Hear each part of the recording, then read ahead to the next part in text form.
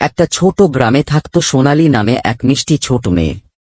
সে ছিল খুব কৌতূহলী আর হাসি খুশি। সবার সাথে মিশতে ভালোবাসত আর প্রতিদিন নতুন কিছু শেখার ইচ্ছা ছিল তার। একদিন স্কুল থেকে ফিরেই সে দাদুর কাছে গেল।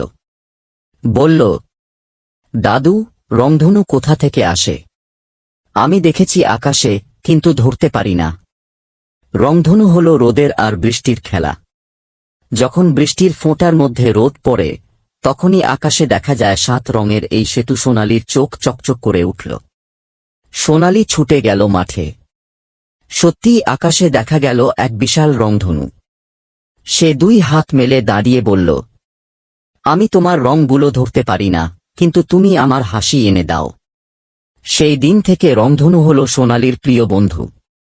যতবার আকাশে রংধনু দেখা যেত, সোনালী দাঁড়িয়ে দাঁড়িয়ে তাকে গান শোনায়।